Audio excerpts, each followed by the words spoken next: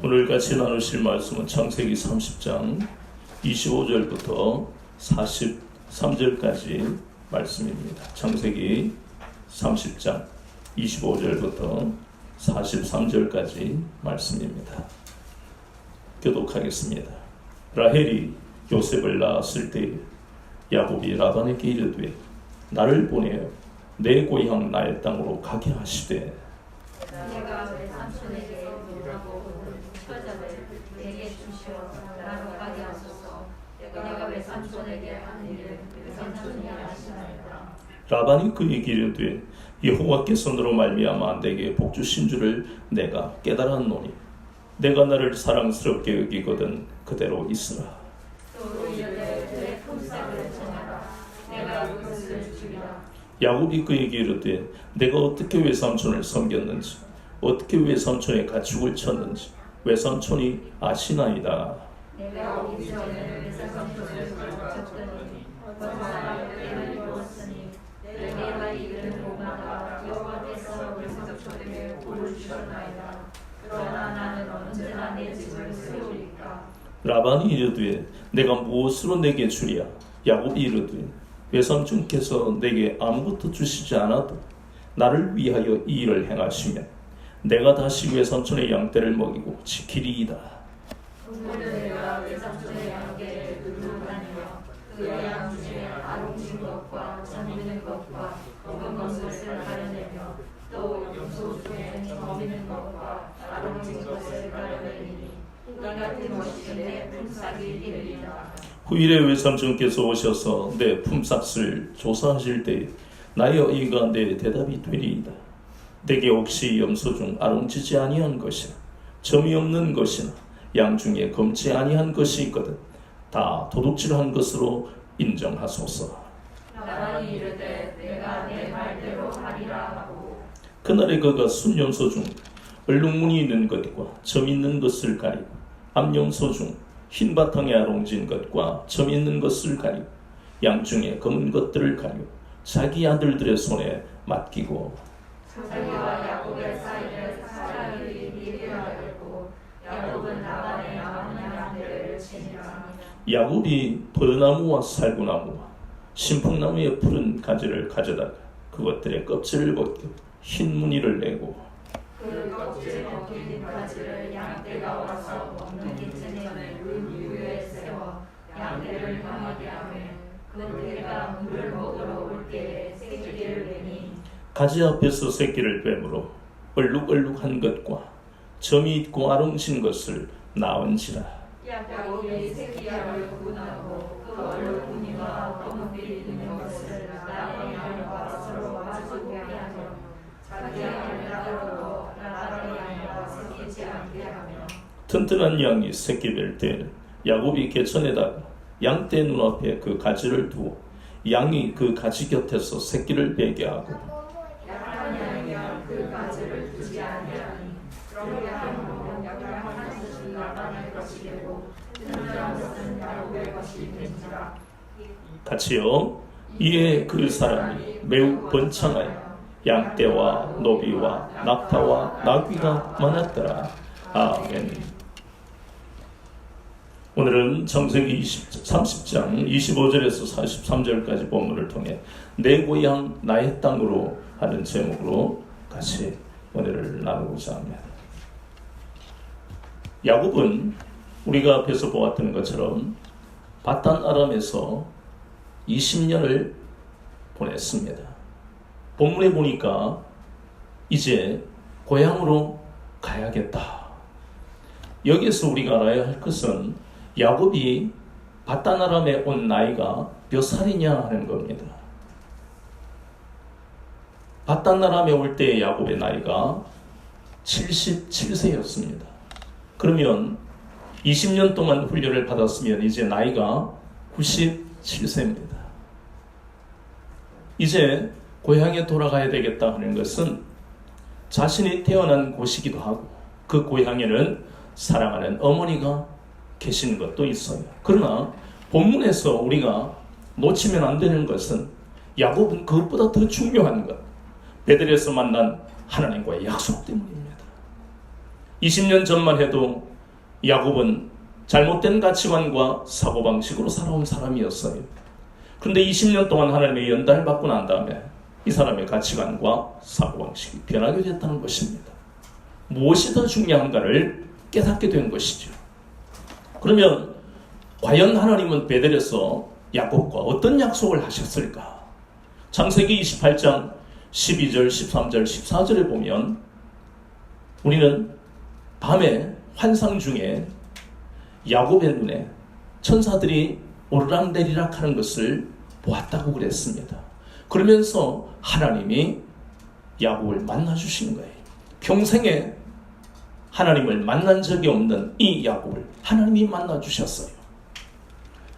우리는 이 장면을 보면서 하나님이 그 인생을 만나주시는 것은 그 부모의 기도나 그 부모의 신앙이나 그 조부모의 신앙이나 그러한 것들하고는 아무 관계가 없는 전적인 하나님의 인자와 긍휼이라는 것을 다시 한번 우리가 생각해야 됩니다.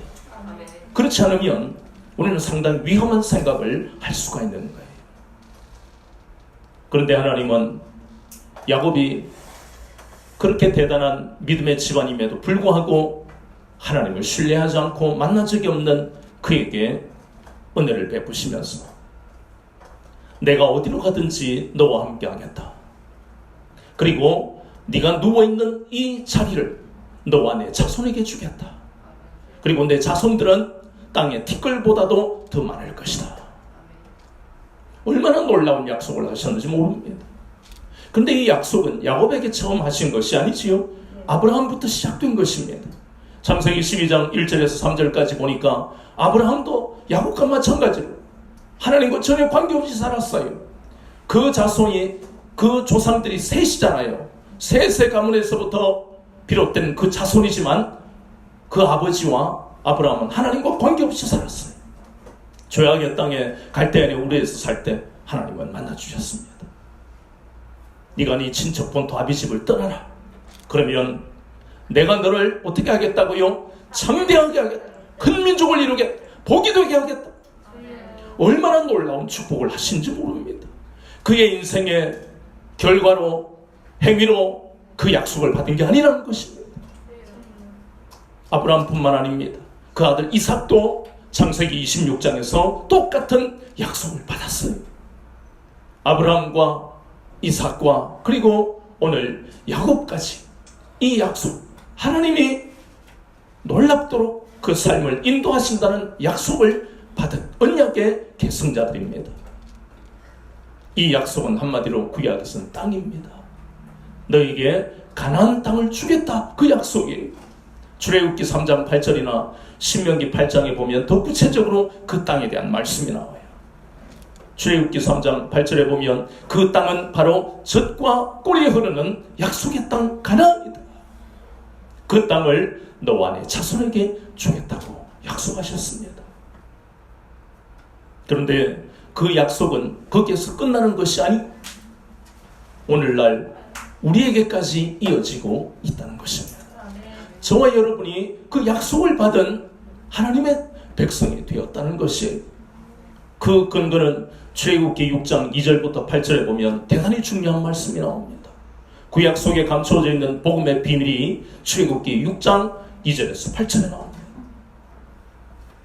히브리인들은 전부 바로의 노예로 430년을 살아가고 있었어요. 그런데 하나님은 모세를 통해서 그들에게 약속하시잖아요. 애굽 사람들의 무거운 짐으로부터 너희들을 건져내어 약속의 땅으로 인도하겠다. 얼마나 놀라운 약속을 하시는지 모릅니다. 이 약속은 애굽 사람들의 무거운 짐이라는 것은 곧 마귀를 의미하는 것이에요. 우리가 바로 애굽 사람들의 무거운 짐 밑에서 신음하던 인생들이 우리였잖아요. 히브리인들처럼.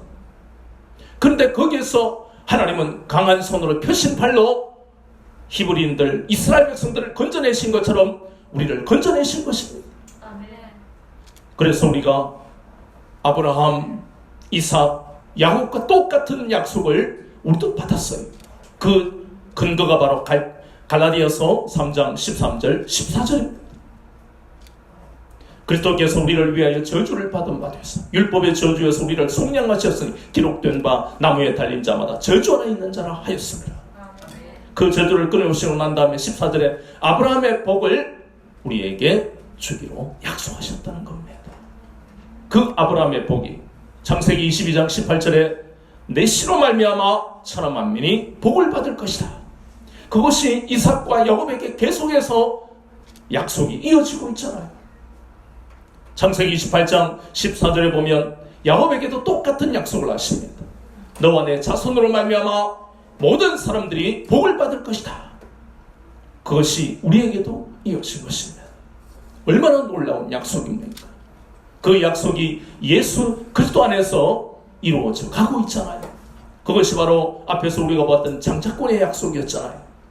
하늘의 이슬과 땅의 기름짐, 만민이 예수 그리스도 이름 앞에 무릎 꿇는 이 놀라운 역사가 우리에게도 동일하게 나타난다는 이 놀라운 약속을 우리에게도 하셨다는 겁니다. 그래서 야곱은 하나님과의 그 언약 때문에 이제 고향으로 돌아가기를 원하는 것입니다. 그런데 이 라반이 어떤 사람입니까? 순순히 야곱이 돌아가도록 놔두겠어요? 본문의 말씀에 보면 라반은 희미하게나마 하나님을 알고 있는 사람이었습니다. 그래서 본문에 보니까 너로 말미암아 내가 복을 받았다 그렇게 고백하고 있잖아요. 과연 하나님은 야곱을 통해서 라반이 이전에 소유했던 그 양들보다 훨씬 더 많은 양으로 축복하셨어요. 그러니 결국 야곱은 한마디로 라반에게 보면 복덩어리예요. 성경적으로 보면 야곱이 바로 복의 통로라는 것입니다. 그래서 야곱을 붙들었어요. 그러나 야곱은 고향에 가야 할 분명한 이유가 있기 때문에 그 외삼촌 라반의 그러한 것을 거절하고 아닙니다. 저는 고향에 가야 됩니다. 그 다음부터 일어나는 이 장면들이 오늘 우리가 읽었던 그 내용들입니다. 참으로 말도 안 되는 미신적인 이야기들이 나오고 거기다가 아주 그 음흉한 계획으로 야곱에게 다가오는 라반의 모습을 우리가 본문에서 보았어요. 아주 달콤한 말로 야 조카야 네가 원하는 대로 내가 품삯을 정해줄게.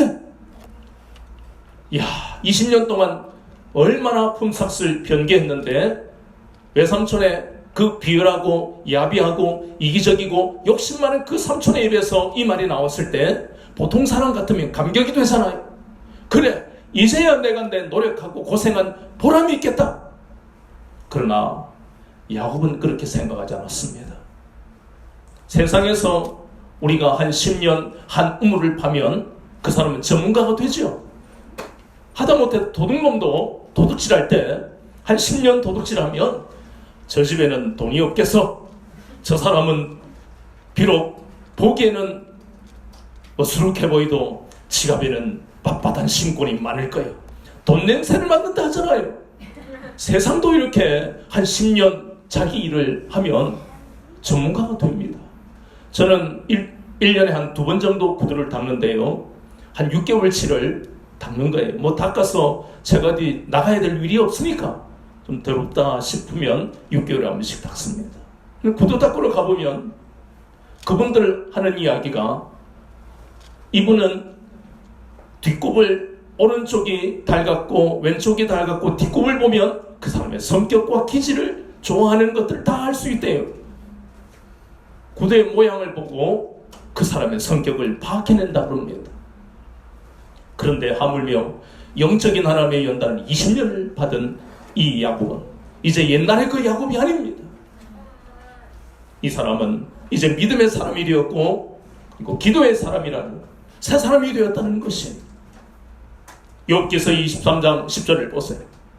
나의 가는 길을 그가 하시나니 그가 나를 단련하신 후에는 내가 정금같이 나오리라. 야곱은 정금같이 믿음의 사람이 된 것입니다. 고린도후서 5장 17절에도 주님은 바울을 통해 뭐라고 하셨습니까? 그런즉 누구든지 그리스도 안에 있으면 새로운 피조물이라. 이전 것은 지나갔으니 보라 새 것이 되었도다. 에베소서 4장 23절과 24절을 보면 그렇게 새 사람이 되는 것은 우리가 노력해서 되는 것이 아닙니다. 세상에서는 노력하면 전문가가 됩니다. 그러나 하나님의 사람으로 거듭나는 것은 에베소서 4장 23절 24절을 보니까 하나님의 의와 진리로 새롭게 된다고 말씀하고 있습니다. 이 야곱은 그런 하나님의 의와 진리로 이제 새 사람이 되었습니다.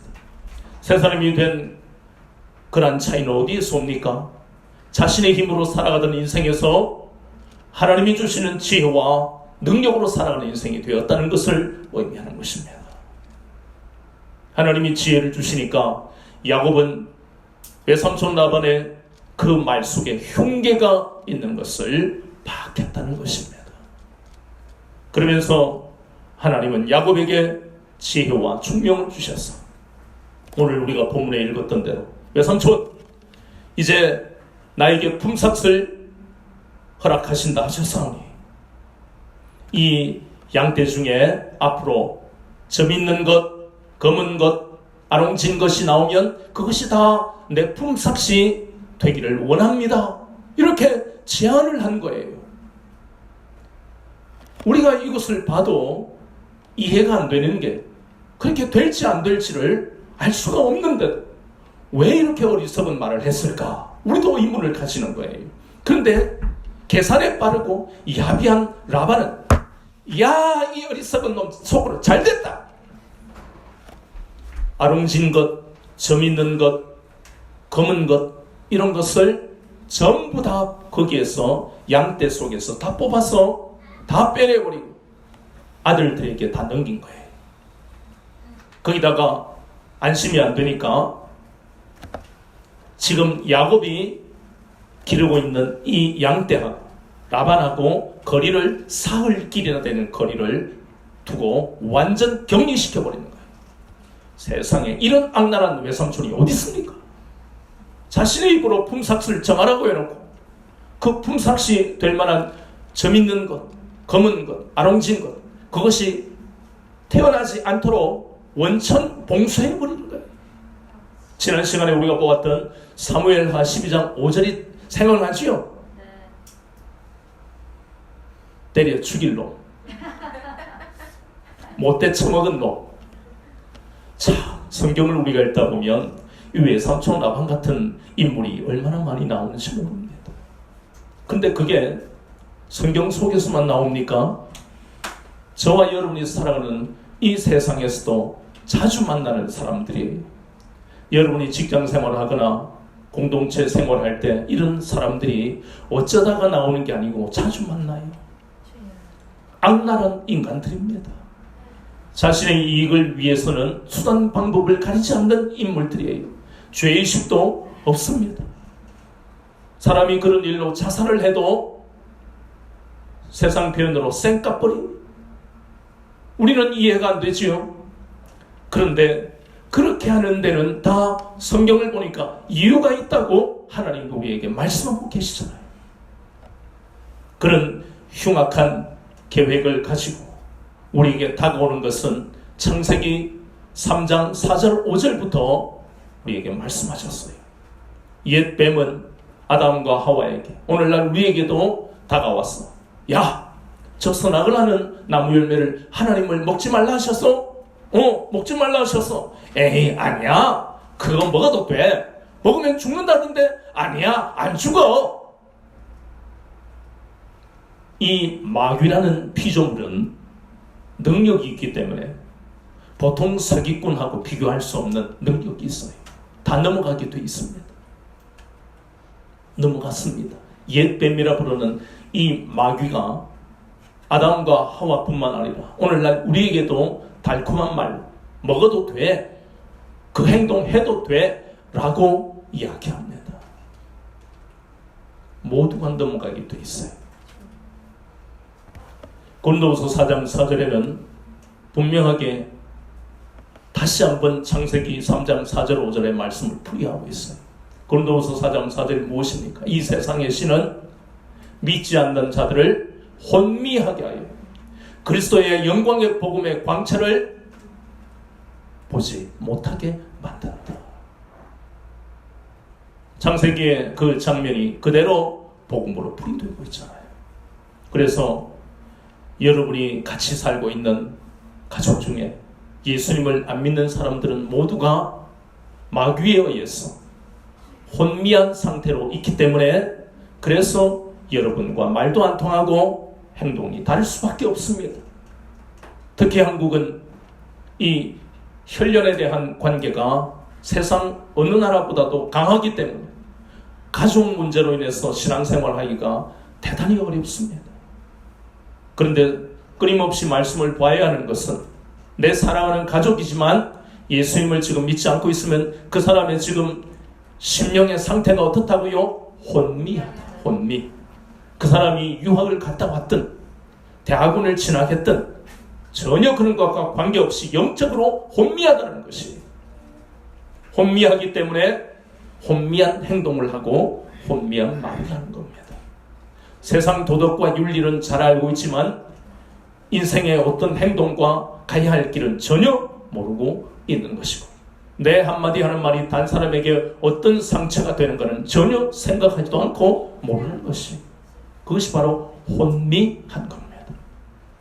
마귀는 외삼촌 라반을 도구로 사용해서 하나님의 연단을 받아 새 사람이 된 야곱을 넘어뜨리기 위해서 아주 음흉한 계획을 가지고 달콤한 말로 야곱에게 다가온 것입니다. 그런데 야곱의 입에서 나오는 그 말을 라반이 들었을 때 옳다구나. 야, 요놈 이제 내 말에 넘어갔다. 그러면서 아주 기뻐하고 찬성했어요. 그래, 네가 제안하는 대로 하자. 하나님은 야곱이 라반에게 넘어가게 하시려고 이 말을 하게 했을까? 그것은 결코 아닙니다. 우리가 보기에는 이렇게 어리석은 제안 같지만 하나님은 이 야곱에게 지혜를 주셨어. 외삼촌 라반이 받아들이지 않을 수 없는, 라반이 볼 때는 야곱이 엄청난 손해를, 전혀 품삯을 못 받는 것 같은 제안을 하나님이 하게 하신 거예요. 야곱은 20년 동안 훈련받았기 때문에 과거 같으면 이런 제안도 안 하지요. 얼마나 야곱도 야비하고 비열하게 살아왔는데 결코 손해보는 짓은 안 했을 거예요. 그러나 이런 어처구니 없는 것 같은 상황 속에서도 야곱은 하나님만 의지했습니다. 하나님을 신뢰했습니다. 출애굽기 14장 13절에 보니까 홍해바다 앞에 섰던 그 200만 명이 넘는 이스라엘 백성들은 모세와 하나님을 원망했어. 매장지가 없어서 우리를 여기 데려가냐? 차라리 애굽에 있었으면 종이라도 그것이 우리가 사는 길인데. 그럴 때 한 사람, 믿음의 사람, 하나님 앞에 연단받았던 그 모세는 오직 하나님만 의지하고 신뢰했습니다. 모세가 처해 있던 그 상황이나 야곱이 처해 있는 상황이나 똑같이 답이 없어요. 그런 일들이 우리에게 일어났고 일어날 것입니다. 그럼 어떻게 할 거냐 이 말이에요. 방법이 없어요.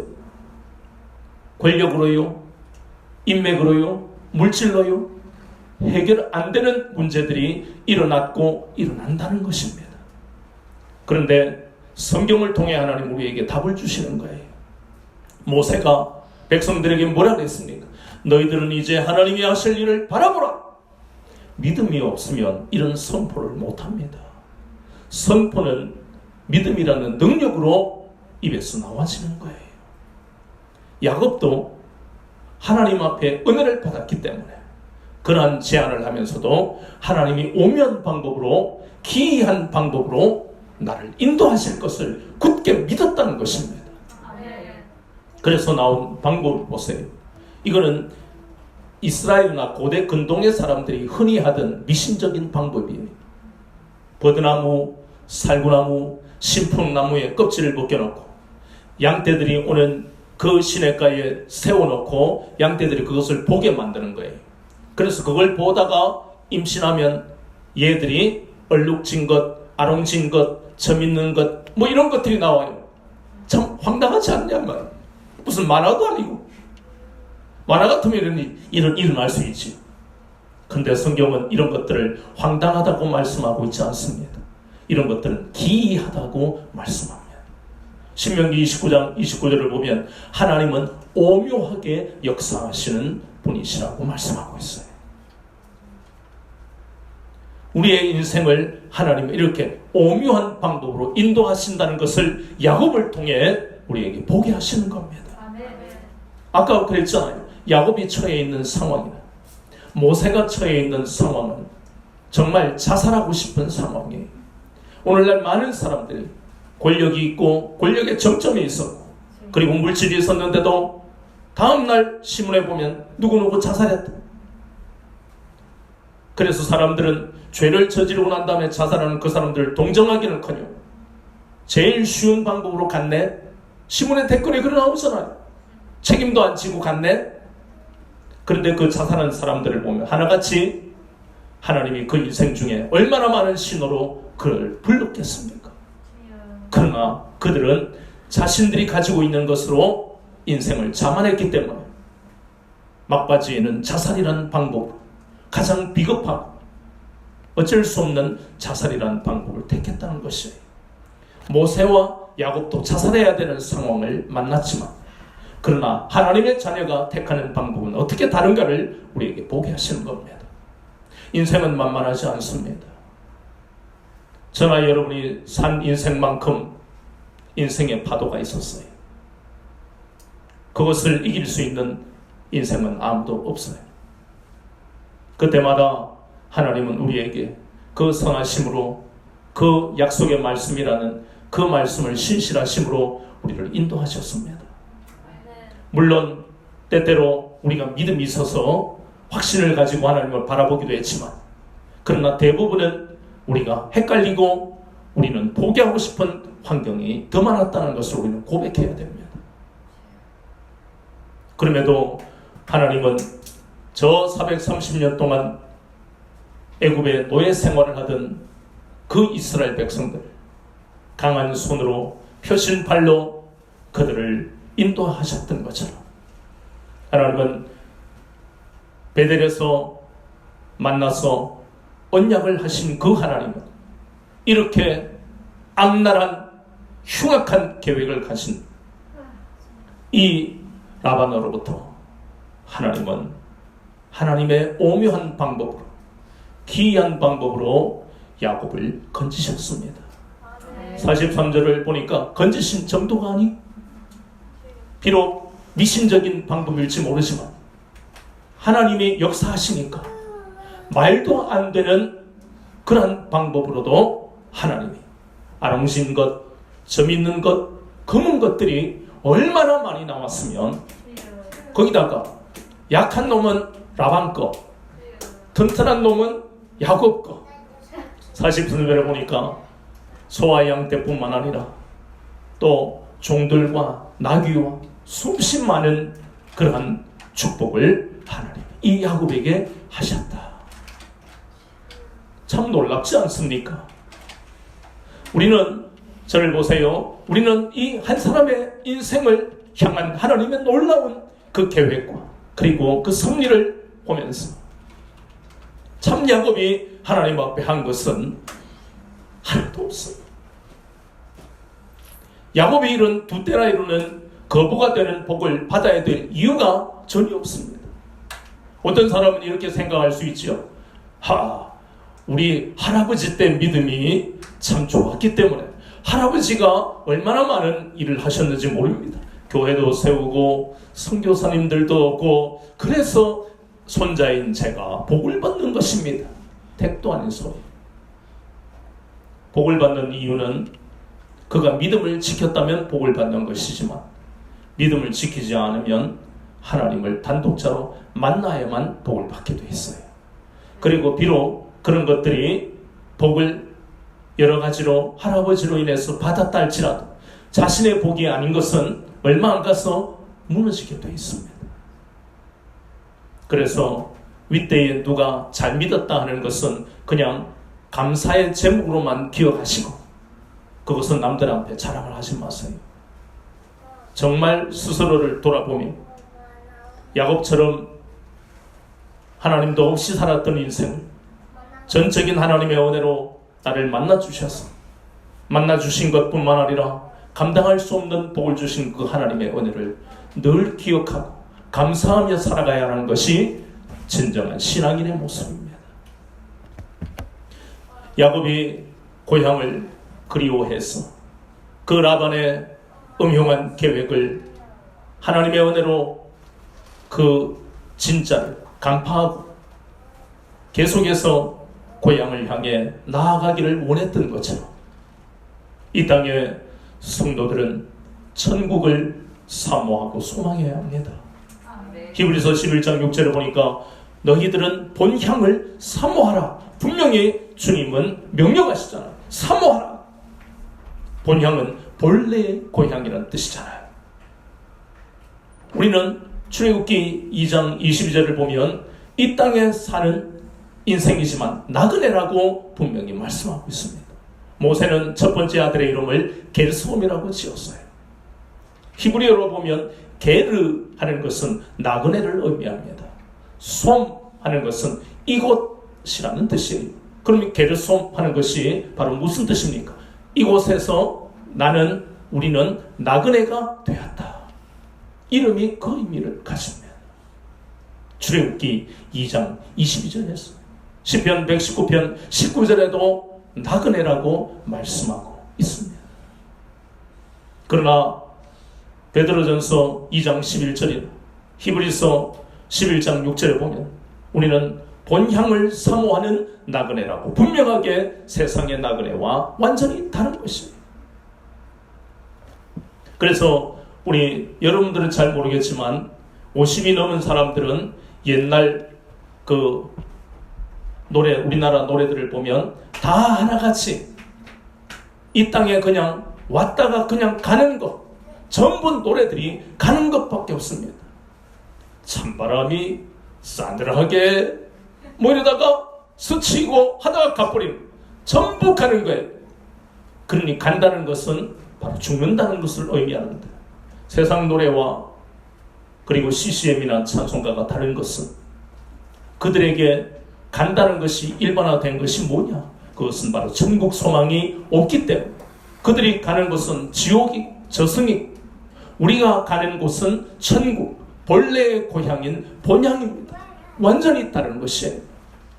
야곱이 고향을 그리워하고 그리고 갈급했던 것처럼 성도는 이렇게 천국을 소망하고 사모해야 된다는 것입니다. 이 땅에 살면서 천국의 소망을 가지고 살아가는 성도들은 결코 망하지 않습니다. 왜냐하면 오늘 야곱을 보세요. 얼마나 외삼촌 라반에게 당하고 있습니까? 20년 동안 정말 말할 수 없는 고통을 겪고 있는 이 야곱을 하나님이 건지시니까. 왜냐하면 그는 언약이 겠습니다. 하나님이 약속의 말씀을 주셨던, 너와 함께 하겠다, 그리고 너와 내 자손에게 이 가나안 땅을 주겠다, 너와 내 자손들로 말미암아 모든 사람들이 복을 받을 것이다, 이 놀라운 약속을 받은 야곱이기 때문에 하나님은 오묘한 방법으로, 기이한 방법으로 그 외삼촌 라반의 야비하고 비열함 속에서도 하나님이 건지실 뿐만 아니라 복을 주셨잖아요. 이 땅의 성도들도 마찬가지라는 겁니다.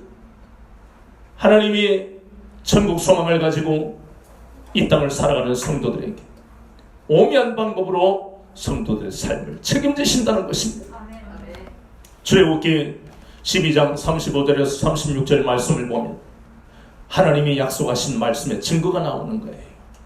430년 동안 애굽의 종으로 살아가던 그들에게 무엇이 있겠습니까? 자기 것이 하나도 없어요. 막연하게 나가야 되는데, 숫곳에서 출발하기 전에 하나님은 그 애굽 사람들을 강권적으로 역사하셔서 이스라엘 백성들에게 금이나 은이나 의복을 주게 만드시는 거예요. 그것을 모아서 나중에 성막을 만드는 그러한 재료로 사용하잖아요. 하나님이 그렇게 역사하시는 거예요. 종으로 살았던 그들의 소유가 아무것도 없는데 하나님은 금이나 은이나 의복을 애굽 사람들에게 빼앗아서 주도록 만드시는 하나님이신 거예요. 그래서 우리는 내가 지금 가진 것이 없다고 슬퍼할 필요가 전혀 없다는 것이, 강권적인 하나님의 역사가 부자를 통해서, 권력을 가진 사람을 통해서 우리에게 얼마든지 하나님은 공급하실 수 있다는 것입니다. 출애굽기 13장 21절을 보세요. 뒤에는 애굽 군대가 쳐들어옵니다. 그러나 하나님은 불기둥으로 이스라엘 백성들을 막고 지키시잖아요. 또 그들이 행군할 때마다, 행진할 때마다 낮에는 구름기둥으로 서늘하게 만드시고 밤에는 불기둥으로 그 차가운 사막의 그 기온에서 따뜻하게 하시는 하나님의 인도하시는 방법이 바로 이런 방법이라는 것입니다. 얼마나 오묘한지 모릅니다. 출애굽기 16장과 17장에 보면 우리의 삶에 만나는 그 신광야, 먹을 것이 없고 물질이 없고 여러 가지가 부족하고 없는 상태에서도 하나님은 출애굽기 16장 4절에 보니까 양식을 하늘에서 비같이 내리시는 하나님이신 거예요. 우리 앞에 물이 없고 우리 인생이 갈급할 때마다 하나님은 반석을 쳐서 샘물을 내주시는 그 전능하신 하나님이신 것을 우리에게 깨닫게 하시잖아요. 얼마나 놀랍습니까? 그뿐만 아닙니다. 신명기 28장 6절에 보면 우리 구원받은 성도들의 삶에 하나님은 들어와도 복을 받고 나가도 복을 받게 하십니다. 그 증거 중에 한 사람이 바로 만남의 복을 받은 룻이 아닙니까? 룻기에 보면 룻은 모함 여인, 저주받은 인생이었어요. 그러나 나오미를 통해서 그가 베들레헴에 왔을 때 비록 물질은 부족하고 가난한 그러한 삶이었지만 그러나 그에게 만남의 복을 주셨습니다. 베들레헴에서 가장 부자, 인격도 뛰어나고 신앙도 뛰어난 보아스를 만나게 하시는 그 하나님 아니십니까? 그뿐만 아니라 다윗, 말년에는 다윗의 신앙이 흔들거릴 때 압살롬의 쿠데타로 인해서 그 백발의 노년의 다윗이 예루살렘 성에서 쫓겨날 때 하나님은 그 다윗에게 인자를 베푸셔서 사독과 아비아달과 후세와 이때 600명, 이때의 부하들 600명, 그리고 전쟁을 하기 위해서 필요한 물자를 제공할 바르실레 같은 부자를 붙이셨습니다. 다시 왕의 자리로 돌아가게 하시는 이 모든 것이 만남의 복이라는 것입니다. 저와 여러분의 인생에 이런 만남의 복이 있다는 것을 잊지 마십시오. 여러분의 인맥을 만들려고 억지로 노력하지 마십시오. 그런 인맥은 하루아침에 무너지는 거, 뒤통수를 맞는 거예요. 그러나 하나님이 들어와도 복을 받고 나가도 복을 받는다고 분명히 약속하시는 것을 굳게 믿고 나갈 때에 우리의 삶에 부족한 것을 어떻게 하나님이 채우시는가를 우리는 보게 된다는 것입니다. 그뿐만 아닙니다. 빌보서 4장 19절에 보니 나의 하나님이 그리스도 예수 안에서 영광 가운데 그 풍성한 너희 모든 쓸 것을 채우시리라 분명하게 말씀하고 있습니다. 이것이 약속의 말씀들이에요. 요한복음 6장 35절에 보니까 나는 생명의 떡이라 내게 오는 자는 결코 줄이지 아니할 터이요 나를 믿는 자는 영원히 목마르지 아니하리라. 목마른 것은 우리로 하여금 인생을 살면서 갈증이 난다는 것인데 얼마나 갈증 많은 인생이고 우리의 현실입니까? 그런데 주님은 우리에게 분명하게 말씀하시잖아요. 영원히 갈증나지 아니할 것이다. 생명의 떡이신 주님만을 모시고 살아가면 이러한 놀라운 장자권의 축복들이 우리의 인생에 예비되어 있다는 것입니다. 우리가 어떻게 살아야 된다고요? 천국의 소망을 두고 살아가야 된다고 분명히 말씀하는 거예요. 천국의 소망을 가지고 살아가는 성도는 결코 이 땅에서 망하지 않는다는 것입니다. 우리가 망하는 것은 믿음이 없기 때문에 망하는 것이고 우리가 실패하는 것은 주님을 의지하지 않기 때문에 실패하는 것이에요. 그래서 우리가 오직 주님만 바라보고 오직 주님만 신뢰하고 의지하기만 하면 결코 실패한 인생이 아닌 망하는 인생이 아닌 장자권의 능력을 체험하며 살아갈 수 있다는 것입니다. 이 놀라운 약속들, 사람은 그 약속을 얼마든지 변개할 수 있습니다. 외삼촌 라반을 보세요. 친척인데도 이렇게 약속을 어기는데, 사람과의 약속은 이렇게 때때로 변할 수가 있다는 것을 우리는 체험하며 살아갑니다. 그러나 하나님은 이 성경을 통해 우리에게 약속하신 이 약속은 결코 변개하지 아니하신다는 것을 굳게 믿으시고, 야곱을 오묘한 방법으로 축복하시는 놀라운 하나님의 섭리를 오늘 우리가 보았기 때문에, 우리의 나이가 젊든 혹은 노년이든 우리의 나이와 관계없이, 우리의 능력과 관계없이, 우리가 가지고 있는 인맥과 관계없이 하나님은 얼마든지 그 선하신 손의 도우심을 우리에게 베푸실 수 있다는 것을 굳게 믿으시고, 오직 주님만 바라보며 표대를 향해 달려가는 여러분의 삶이, 여러분의 신앙이 되시기를 주님의 이름으로 축원합니다.